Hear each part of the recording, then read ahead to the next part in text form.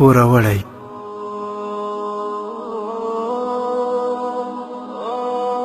یو سړی چې ډیر زیات پوروړی و، پور یې 1500 دینارو ته ورسید، نو د خلکو لخوا ډیر ځورول کېده، ځکه چې د پور د ورکړې وخت یې پوره و، خو د ده سره 1 دینار هم نه و.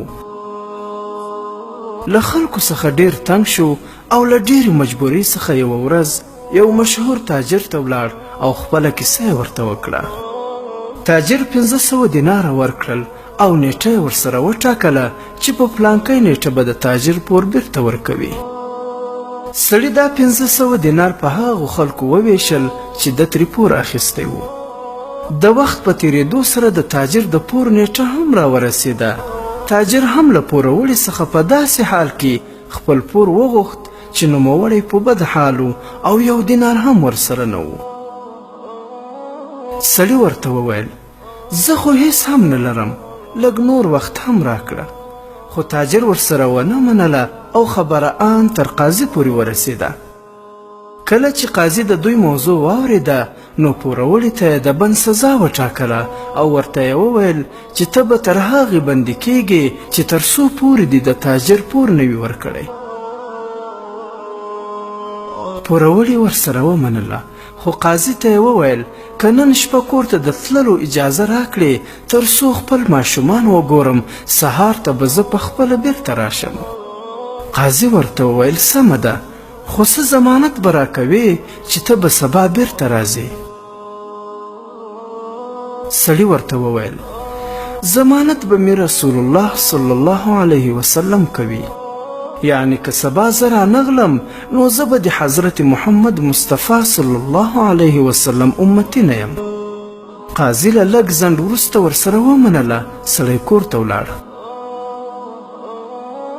کله چې کور ته ورسید خپلې ښځې ته یې ټوله کیسه وکړه او ورته یې وویل چې نن مې در سره آخري شپه ده او سبا به زه بندي کېږم. ښځې یې ورته وویل چې ته نن شپه قاضي په څه ضمانت را پرېښودې؟ سړي ورته وویل چې د نبي علیه الصلاة والسلام په ضمانت یې را پرېښودم. ښځه یې په ټوله کیسه پوه کړه. دا چې ښځه یې ډېره دینداره او نیکه ښځه وه نو خپل خاوند ته یې وویل راځه نن ټوله شپه زه او ته په ویښه تېروو او پر حضرت محمد مصطفی صلی الله علیه وسلم به درود شریف وایو. سړي ورسره ومنله او دواړو په درود ویلو پیل وکړ. د شپې په وروستۍ برخه کې په سړي خوب غالبه شو او په درود ویلو کې ویده شو.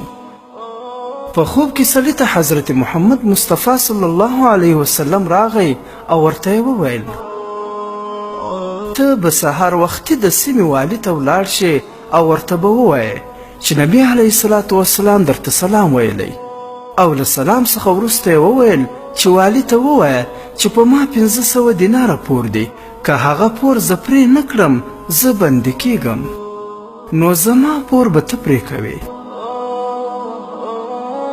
او که والي درته وویل چې زه څنګه تاریختونه وبولم نو ته به ورته ووایې چې ته هره شپه په رسول الله صلی الله علیه وسلم 1000 ځله درود شریف وایې او تېره شپه پکې خطا شوی یې، خو ستا درود رسول الله صلی الله علیه وسلم ته پوره رسېدلی دی.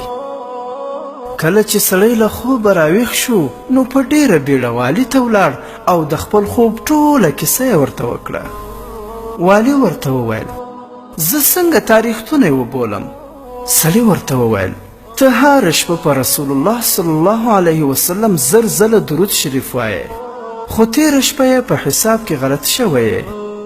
خو نبي علیه الصلاة والسلام وفرمایل چې ستا درود پوره را رسېدلی دی.